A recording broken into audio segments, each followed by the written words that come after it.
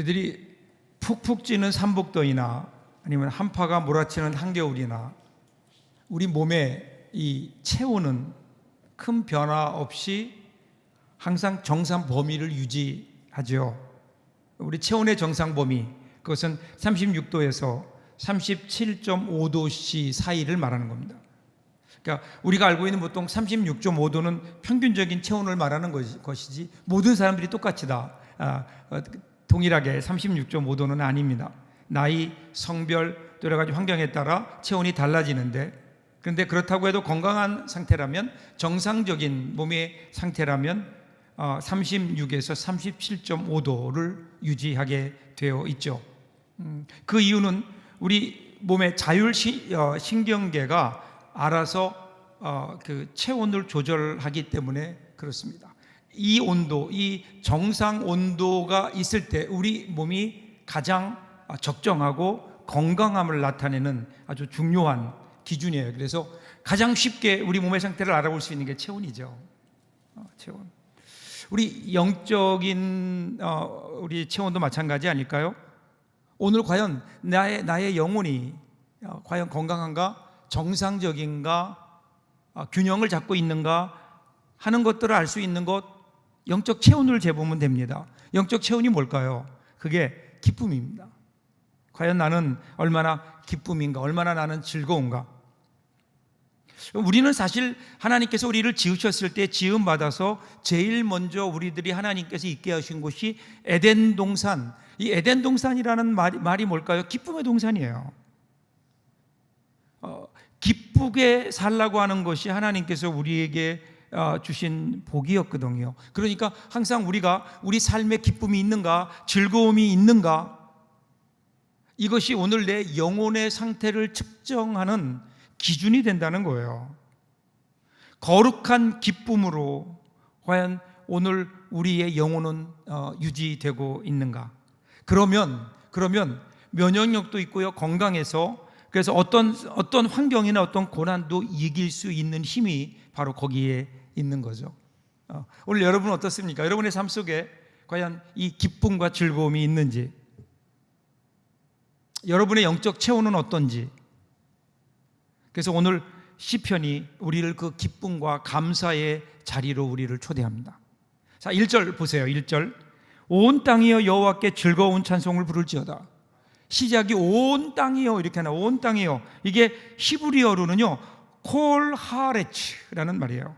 이 말이 뭐냐면 일종의 조건절 같은 건데요, 즉 온 땅에 있는 모든 상황들 가운데서, 우리가 살고 있는 이 땅의 모든 환경에서, 모든 시간과 조건에서 어떻게 하라고요? 즐거운 찬송을 불러라, 그렇게 말씀하세요. 여러분 성경을 잘 보세요. 하나님은 우리에게 너희가 찬송할 만한 조건이 되거든, 그러면 너희들 마음속이 좀 기쁨이 있거든 그렇게 찬양해라 라는 게 아니에요. 오늘 우리의 삶이 힘들고 미완성이고 그리고 막혀있는 것 같고 뭔가 고난에 있는 것 같고 내가 보기에도 답답한 오늘 상황이지만, 그럼에도 불구하고 하나님은 오늘 우리에게 찬양해라, 즐거운 찬양을 불러라, 하나님께서 우리에게 원하시는 거예요.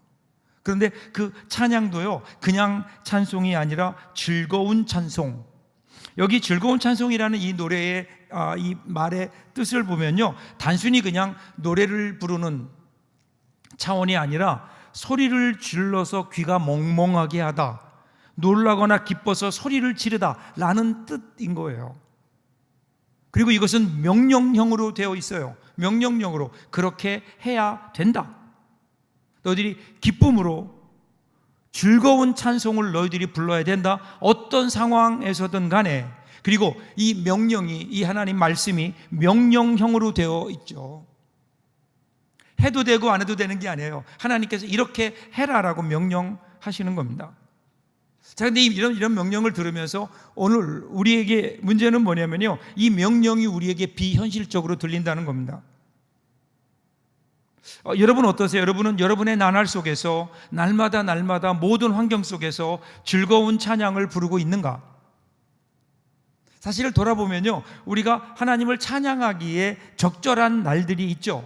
어느 때인가요? 내가 원하는 대로 나의 삶이 흘러갈 때, 그죠? 내가 무언가를 계획했는데 그 일이 잘 이루어졌어요. 그때 우리는 하나님께 찬양할 수 있죠. 그런데 그렇지 못한 날들도 많아요. 인생이 내 뜻대로 되어지지 않아요. 내가 계획했던 것들이 이루어지지 않아요. 내 마음대로 삶이 흘러가지 않아요. 여러분, 그런 날에도 찬양이 나오나요? 근데 오늘 성경은 그러한 날이든 그렇지 못한 날이든 하나님 앞에 즐거운 찬송을 불러라 라는 거예요. 자, 2절도 보세요. 역시 마찬가지로 이어져요. 기쁨으로 여호와를 섬기며 노래하면서 그의 앞에 나갈지어다. 오늘 시편 100편을 보면 불과 5절에 불과한 짧은 시편인데요, 명령형 동사가 7개가 나와요. 근데 2절에만 2개가 나와요. 섬겨라, 그 다음에 나아가라. 먼저 오늘 시편을 보면 기쁨으로 여호와를 섬겨라 라고 나와요. 우리가 어떻게 우리가 날마다 찬양하는 삶을 살 수 있을까? 그러면 기쁨으로 여호와를 섬기라는 거죠. 이 섬기다라는 말은 예배하다라는 말과 동의어요. 성경에 나오는 모든 섬기다라는 말을 보면 그러면 많은 경우에 그것이 예배로 우리들이 바꾸어 생각할 수 있죠. 예배. 그래서 여러분, 예배를 영어로 worship 그렇게 얘기하잖아요. 근데 이 worship이라는 단어가 어디에서 나온 줄 아세요? 이 단어의 어근이 되는 worth라고 하는 말이 있어요. 이건 가치라는 말이에요. value. 가치라는 말이에요. 그러니까 요한계시록 4장 11절 보시면요, 하늘에서 예배하는 천상 예배의 광경이 나오는데 24장로가 보좌에 앉으신 하나님 앞에 엎드려 이렇게 고백해요.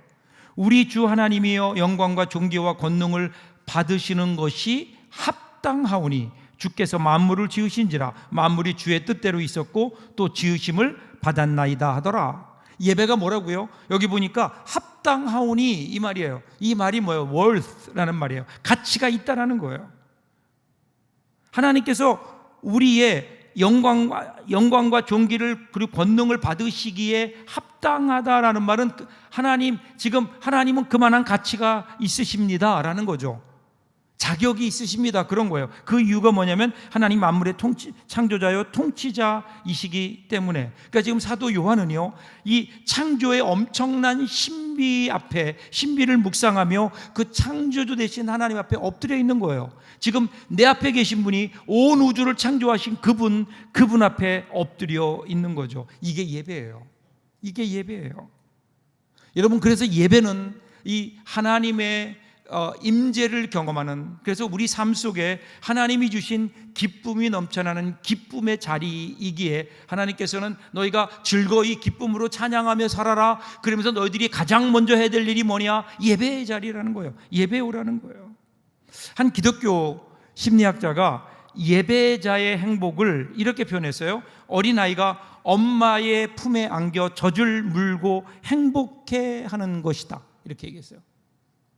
가장 행복한 아이, 그건 엄마의 품에 안긴, 그래서 엄마의 젖을 먹고 있는 그 아이의 모습 한번 생각해 보세요. 그 아이가 이 세상에서 가장 행복하지 않을까요? 가장 만족스럽지 않을까요? 여러분, 아기가 엄마의 임재를 확인하고 엄마에 의해서 자신의 필요가 공급되면서 만족해하고 행복해하는 그 모습을 한번 상상해 보십시오. 그것이 바로 예배라는 거예요. 그것이 예배이어야 된다는 거예요. 오늘 우리가 드리는 예배가 과연 이런 예배인가? 이런 예배를 드리기 위해서 어떻게 할까요? 무엇보다 준비가 필요하죠. 예배를 갈망하는 마음, 하나님의 은혜를 사모하는 마음, 그리고 그 하나님 앞에 겸손하게 엎드리는 것, 하나님의 음성 듣기를 사모하는 것. 그럴 때 어떻게 해요? 이 예배를 통해서 우리는 하나님의 임재를 경험하고 말씀 앞에서 하나님의 뜻을 깨닫고, 그리고 그 앞에 우리가 녹아져 내리는 행복. 우리가 주 앞에 드리는 이 기쁨, 우리가 즐거이 찬송하기 위해서 우리들이 가장 먼저 나와야 될 자리가 어디라고요? 예배의 자리인 거예요. 예배의 자리. 오늘 저와 여러분의 예배의 자리는 어떤가요?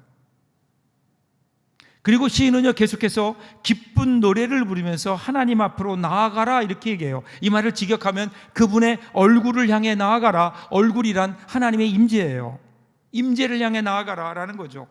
그러니까 찬양이라는 것은 무엇을 바라보느냐에 따라 달라지는 거예요. 찬양은 하나님의 강력한 부르심이에요. 하나님의 명령인 거예요. 찬양은 나에게서 출발하는 게 아니에요. 내가 내 안에 내가 어떤 조건이 나에게 충족되어서 드리는 그것이 찬양이 아니라, 찬양은, 진정한 찬양은 하나님을 바라볼 때 그때 시작되는 거예요. 그래서 시편 곳곳에 보면 이런 표현들이 나와요. 예를 들면 시편 69편 30절부터 31절을 보세요. 내가 노래로 하나님의 이름을 찬송하며 감사함으로 하나님을 광대하시다 하리니 이것이 소 곧 뿔과 굽이 있는 황소를 드림보다 여호와를 더욱 기쁘시게 함이 될 것이라. 여기 보면 하나님을 광대하시다, 이 광대하시다라는 말이 나오는데 영어 표현을 보면 magnify라는 말, magnify, 이 말의 뜻이 뭐죠? 크게 보이게 하다, 확대시키다, 그러는 거예요. 그러니까 우리가 하나님 앞에 예배할 때 하나님이 어떤 분이신지를 더 크게 보게 된다는 거예요. 우리의 예배로 인해 예배 드릴 때 하나님이 더 큰 분이 되는 것, 하나님은 원래 큰 분이셨다고요. 하나님은 원래 광대하신 분이었다고요. 그런데 그것을 깨닫지 못하고 있다가 우리가 하나님 앞에 그런 마음으로 예배하러 나올 때 그 예배를 통해서 우리는 광대하신 하나님이 어떤 분이신가를 우리들이 이제 보게 된다는 거예요. 여러분, 망원경 아시죠? 망원경이 어느 때 필요하죠? 원래는 굉장히 큰 거예요. 멀리 있는데 너무 멀어서 보이지가 않아요. 그럴 때 어떻게 해요? 망원경을 통해서 멀리 있는 것을 가깝게 보는 거예요. 여러분, 별을 보면 안 보이잖아요. 워낙 멀리 있기 때문에 우리 눈으로 볼 수 없어요. 천체 망원경을 통해서 보면 별의 모습을 우리가 볼 수 있죠. 그 별이 얼마나 큰지, 얼마나 광대한지 이것들을 우리들이 눈으로 확인할 수 있잖아요. 오늘 우리가 사실은 하나님이 너무 우리에게서 멀리 계셔서 하나님 앞을 가로막고 있는 것들이 너무 많아서, 그래서 하나님의 위대하심을 우리들이 보지 못해요. 하나님이 누구이신가를 보지 못해요. 그때 예배를 통해서 하나님 앞에 엎드릴 때 그때 하나님께서 어떻게 돼요? 우리를 매그너파이하게 하세요. 광대하게 하세요. 우리가 하나님을 볼 수 있도록 확대시켜 주세요. 그러면서 어떻게 우리가 그 하나님을 보게 된다는 거예요. 그 하나님을 보게 될 때, 오늘 예배 가운데 함께 하시는 하나님, 그 하나님을 믿음이라고 하는, 하나님의 은혜라고 하는 망원경을 통해서 우리가 그 하나님을 발견할 때, 그때 여러분 우리의 삶은 분명히 달라지지 않을까요? 사실 우리가 살고 있는 우주는요, 거룩한 찬양으로 가득 차 있어요. 다만 우리에게 들을 귀가 없어서 듣지 못하는 거죠. 내 마음속에 근심과 불평이 가득 차 있어서 오늘 이 우주의 찬양을 우리들이 듣지 못한 채 오히려 우주의 탄식으로 듣고 있는 것은 아닌가. 그때 여러분, 우리 마음속에 근심을 잠재우고 하나님을 향해서 우리의 눈을 들어보세요. 그러면 들리는 것들이 있다고요. 폭풍 후 저 건너편에서 들리는 아름다운 화음이 있을 거예요. 여러분, 해와 달이 노래하고 별들이 노래하는 그 노래의 합창 소리가 우리의 영혼을 울릴 때, 그때 여러분 하나님 앞에 한번 엎드려 보십시오. 바닷가에 나아가 파도 소리에 귀를 기울이며 창조주를 찬양하는 바다의 합창을 한번 들어보십시오.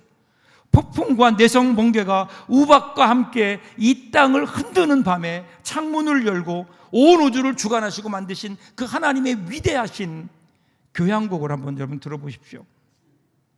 오늘 우리는 이 하나님을 향한 찬양의 소리를 듣지 못하고 있는 것은 아닌가. 하나님은요, 그 가운데 특별히 이 모든 아름다운 그 찬양 소리도 하나님께서 기뻐하시지만, 그런데 하나님이 그 중에 가장 기뻐하시는 게 뭔지 아세요? 하나님의 형상대로 특별하게 지음을 받은 바로 저와 여러분의 찬미를 하나님은 듣고 싶어 하신다고요. 우리 한 사람 한 사람이 하나님을 향한 찬양과 감사의 노래를 시작할 때 하나님께서는 우리의 찬송 소리를 들으시고 하나님께서 우리에게 할렐루야로 화답하지 않으실까요? 여러분, 이렇게 우리가 하나님을 찬양하며 살 수 있다면 얼마나 좋을까요? 근데 여러분, 왜 이렇게 우리가 하나님을 찬양해야 될까요? 3절을 보세요. 여호와가 우리 하나님이신 줄 너희는 알지어다. 그는 우리의 지으시니요 우리는 그의 것이니 그의 백성이요 그의 기르시는 양이로다. 그러니까 여러분, 기쁨이라는 것은 단순히 어떤 흥분된 감정이 아니에요. 감정이 흥분되는 게 아니에요. 우리의 기쁨은 정확하게 사실에 근거하는 거예요. 맹목적인 기쁨이 아니에요. 무지의 즐거움이 아니에요. 왜 우리가 하나님 앞으로 나아가야 되는지, 왜 하나님을 찬양해야 되는지 얘기해요. 먼저 시인이 이렇게 얘기해요. 하나님이 우리를 지으신 분이다. 우리를 지으신 분이다. 여기 지으셨다라는 말에 히브리어는 아싸라는 말, 아싸라는 히브리 단어로 되어 있는데 폭넓은 의미를 가지고 있어요. 이 말은 만들다, 낳다, 지정하다. 그러니까 단순히 하나님이 우리를 태초에 우리를 창조하셨다라고 하는 그 말만이 아니라 우리를 구원하셨다라는 의미도 가지고 있어요. 그래서 이 지으셨다라는 말은 우리를 창조하시고 우리를 하나님께서 불러주시고 거듭나게 하셔서 하나님의 자녀가 되게 해주셨다, 이런 의미인 거예요. 여기에서 우리는 우리의 정체성을 알게 되는 거예요. 하나님이 어떤 분이세요? 우리를 지으신 분이에요. 그러니까 어떻게 돼요? 그 다음에 우리는 어떤 존재가 되나요? 우리는 그의 것이고 그의 백성이고 그의 기르시는 양이 되는 거예요. 여러분, 이 한 구절이 사실은 구약 성경에 나오는 모든 하나님을 향한 이스라엘 백성들의 고백을 그대로 담고 있죠. 과연 예수 믿는 사람들이 누구냐? 바로 이거라는 거예요. 우리는 그의 것이고 그의 백성이고 그의 기르시는 양이다. 이것이 정체성이에요. 오늘 저와 여러분은 여러분의 정체성을 어디에서 찾고 있습니까? 과연 나는 누구인가? 사람들은요, 자신의 환경에서 자꾸만 자기의 정체성을 정립하려고 해요. 자기가 자랑스러워하는 것들, 자기가 이루어 놓은 것들, 세상이 가치 있다고 생각되는 것들, 이러한 인간적인 성취와 야망들, 즉 학벌이나 인맥처럼 우리가 자랑하는 그 모든 것들을 모아서 짜깁기를 해요. 그리고 나서 우리는 얘기하기를 이게 나야, 이렇게 얘기한다고요. 근데 이것이 진정한 의미의 우리의 모습일까요?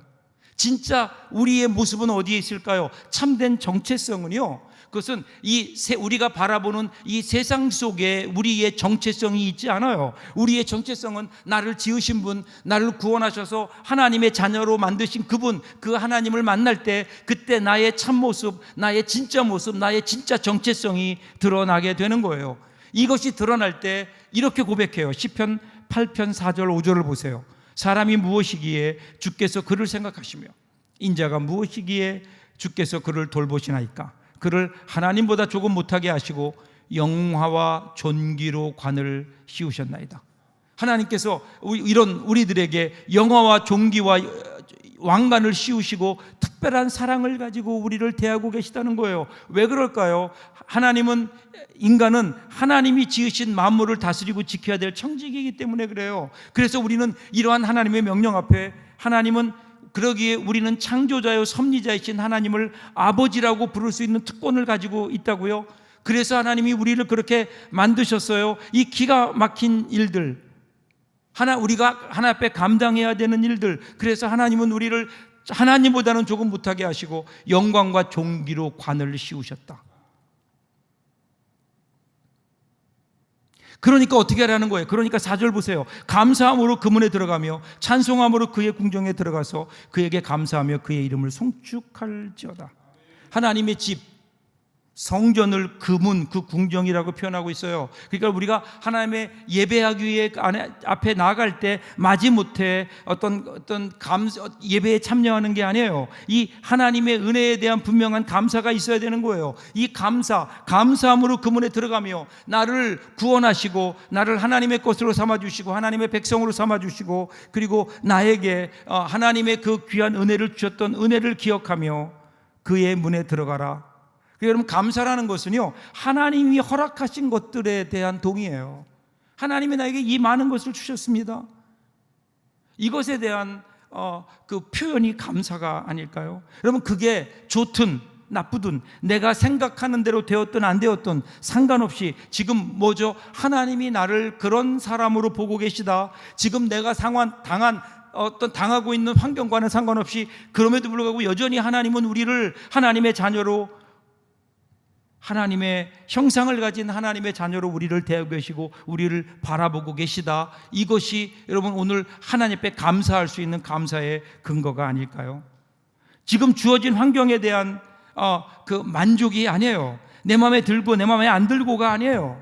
그러한 것 상관없이 그 가운데서 내가 부하든 아니면 내가 가난하든 내가 병이 들었든 아니면 내가 건강하든 내가 많은 것을 가졌든 많이 가졌지 못했든 간에 나를 그렇게 바라보시는 하나님, 나를 하나님의 것으로 인정해 주시는 하나님, 그 하나님 안에서 우리는 자족할 수 있는 거죠. 그래서 빌립보서 4장 12절 13절 보세요. 내가 궁핍함으로 말하는 것이 아니라 어떠한 형편에든지 나는 자족하기를 배웠느니 나는 비천에 처할 줄도 알고 풍부에 처할 줄도 알아 모든 일 곧 배부름과 배고픔과 풍부와 궁핍에도 처할 줄 아는 일체의 비결을 배웠노라. 이게 신앙이에요. 이것이 진정한 의미의 감사가 아닐까요? 그러니까 신앙의 절정은 뭘까요? 어떤 상황이나 처지들이 나를 흔들어 놓을 수 없는 상태예요. 하나님이 우리에게 기대하시는 것은요, 상황에 따라서 우리가 변덕스러운 태도를 보이는 것이 아니라 어떤 상황 속에서라도 하나님을 향한 변함없는 신뢰, 변함없는 태도, 내가 원하는 상황이 아닌, 그리고 하나님이 허락하신 상황을 받아들일 줄 아는 태도가 믿음이고, 그것이 여러분 성숙이고, 그것이 감사의 삶이 아닐까요? 그래서 빌립보서 4장 4절을 보세요. 주 안에서 항상 기뻐하라. 내가 다시 말하노니 기뻐하라. 사도 바울이 기쁨의 근거가 여기 있었다고요. 감옥에 있어도 기뻐하고 환난 중에도 즐거워할 수 있던 비결, 그것은 자신이 주 안에 있음을 확인했기 때문에 그런 거예요. 주님의 품 안에, 그리고 주님의 뜻 안에 내가 있다, 이것을 기억할 때 오늘 우리는 우리의 삶이 어떠하든 그 안에 하나님이 주신 위로와 기쁨이 우리 가운데 있어요. 그래서 기쁨은요, 선택하는 거예요. 믿음으로 선택하는 거예요. 마음이 지치고 고날 때 원망하고 불평하고 낙심과 절망을 선택하는 것이 아니라 일상 속 그 속에 감추어져 있는 하나님의 놀라운 뜻과 섭리를 우리들이 기억하면서, 그럼에도 불구하고 모든 것이 합력하여 선을 이루고 하실 하나님의 인도하심을 우리들이 기억하면서 기쁨을 의지적으로 선택하는 것. 그래서 오늘 본문의 마지막에 이렇게 증거해요. 5절 보세요. 여호와는 선하시니 그의 인자하심이 영원하고 그의 성실하심이 대대에 이르리로다. 사실은 5절 앞에요, 왜냐하면이라고 하는 그러한 접속사가 생략되어 있어요. 즉 우리가 감사함으로 찬송함으로 하나님의 집에 들어가야 되는 이유가 있어요. 그 이유는 뭐냐면 하나님은 선하시기 때문이고, 하나님은 인자하심이 영원하기 때문이고, 성실하심이 끝이 없기 때문이다. 이 선하다라는 말, 이 말은 히브리어로 토브라는 말이에요. 토브. 여러분, 창세기에서 하나님이 처음으로 인류를 세상을 창조하실 때, 그때 세상을 만드시고 하나님 뭐라 그러셨죠? 하나님 보시기에 좋았더라 할 때 그 좋았더라는 말이 토브라는 말이에요. 그러니까 선하다라는 말은 사실은요, 창조의 모습과 관련돼 있어요. 다시 말해서 선한 것은 태초에 하나님께서 천지를 창조하셨을 때의 그 모습, 그 하나님의 그 의도대로 이루어지는 것. 여러분, 하나님은요, 하나님의 뜻대로 우리를 다스리세요. 그리고 우리를 누구보다도 사랑하시기에 우리를 선한 길로 인도하신다고요. 그러기에 비록 내가 오늘 나의 삶을 보면 내가 원하는 대로 응답되지 않는다 하더라도 역시 하나님은 여전히 토브, 선하신 분이에요. 결국 그분의 뜻대로 하나님은 나의 삶을 인도하셔서 합력하여 선을 이루게 하실 것이다. 여러분, 이것이 바로 우리의 오늘 기쁨의 근거요, 오늘 우리가 하나님을 향해 찬양할 수 있는 그러한 즐거운 찬송을 할 수 있는 그 근거가 아닐까요? 또한 하나님은요, 영원하심이, 인자하심이 영원하다. 여기 인자라는 말은 헤세드예요. 헤세드라는 말은 하나님의 무조건적인 사랑이에요. 여러분, 이 인자하심, 이 헤세드라는 말을 우리가 잘 몰라요. 근데 이 말은 정확히 얘기하면요, 우리와는 상관없이 사랑하시는 하나님의 사랑이라고요. 여러분, 우리는 내가 사랑받을 만해야 하나님이 사랑한다고 생각하시나요? 아니에요. 내가 사랑받을 만 하지 못해도 여전히 하나님은 우리를 사랑하신다고요. 어떻게 해요? 그 사랑은 나에게 있지 않다고요. 하나님 안에 있는 주체할 수 없는 사랑으로 우리의 모습과는 상관없이 그냥 우리를 사랑하시는 거예요. 그 사랑이 우리 가운데 흘러나오는 거예요. 그래서 사도 바울이 이걸 이렇게 고백했잖아요. 우리가 아직 죄인 되었을 때에, 저는 이 고백이 너무 좋아요. 우리가 아직 죄인 되었을 때에 하나님이 우리를 사랑하셨다. 이 하나님의 인자하심, 그리고 그 뜻이 신실하시다. 변함이 없으세요. 언제까지요? 세상 끝날까지. 여러분, 오늘 우리가 그 하나님 앞에 서 있잖아요. 그래서 여러분, 찬양은 감정이 아니라 선택이에요. 주님을 찬양하고 싶을 때까지 기다리지 마십시오. 감정에 상관없이 우리는 하나님을 찬양하는 법을 배워야 돼요. 우리가 살다 보면 찬양하기에는 내가 너무 힘들어요, 찬양하고 싶은 마음이 들지 않을 때도 많이 있을 겁니다. 그런데 그건 중요하지 않아요. 찬양은 우리의 감정과는 상관없이 믿음으로 선택하는 것이기 때문에, 그래서 주님을 찬양하기 위해 때를 기다리지 마세요. 그 찬양할 수 있는 어떤 순간들을 여러분 기다리지 마세요. 지금 이 자리에서 멈추어서 우리는 하나님을 찬양하는 거예요. 갈등 중에도, 일이 순조롭지 못할 때에도 주님을 찬양하세요. 그러면 여러분, 그 찬양이 여러분들의 영혼을, 여러분들의 삶을 기쁨으로 인도해 갈 겁니다. 여러분, 옛날에 우리 상수도 시절이 좋지 않았던 시절에 지하수를 끌어올려서 사용하던 펌프가 있었죠. 근데 펌프는 그 펌프질을 통해서 그 밑에 있는 지하수를 끌어올리는 거잖아요, 힘을 통해서. 근데 그냥 놔두면 어떻게 돼요? 물이 빠져요. 물이 빠지면 다시 물을 기르려고 하면 어떻게 해야 될까요? 그냥 거기에다 놓고 펌프질을 하면 펌프 망가져요. 거기에 물을 한 바가지 붓죠. 그 물을 뭐라 그래요? 마중물이라 그래요. 마중물을 한 바가지 붓는 거예요. 그리고 펌프질을 시작하면 그 물 때문에 그 물이 또 다른 물을 불러내어서 깊은 지하수를 끌어올려, 그래서 펌프를 통해 시원한 물이 나오는 거 아니에요? 우리 살다 보면 인생에 목마를 때 있어요. 하나님이 주시는 기쁨의 생수를 마시고 싶을 때가 있어요. 그런데 어느 순간 보면 내 인생의 펌프는 말라 있다고요. 그때 여러분, 우리가 해야 될 일이 뭘까요? 거기에 우리의 물을 한 바가지 넣는 거예요. 우리 속에 있는 막막하지만 우리 안에 있는 작은 찬양이라고 하는 것, 그것을 하나님 앞에 드리는 거예요. 그러면 그것이 마중물이 되어서 하나님께서 우리에게 준비하신 큰 기쁨이 우리 가운데 임하게 되는, 우리는 찬양을 생활해야 돼요.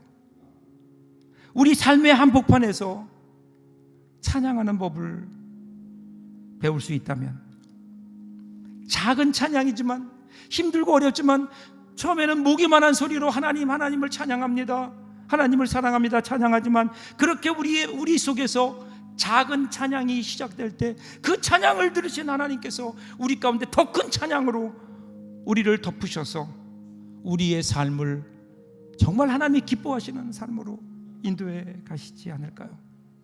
찬양하며 사십시오. 오늘 여러분이 드리는 작은 찬양이 여러분의 인생을 기쁨의 시면으로 끌어갈 것입니다. 이번 한 주간 동안도 그렇게 찬양하며 이 험한 세상 기쁨으로 승리하며 살아가는 저와 여러분들 될 수 있기를 주님의 이름으로 축복합니다. 기도하겠습니다.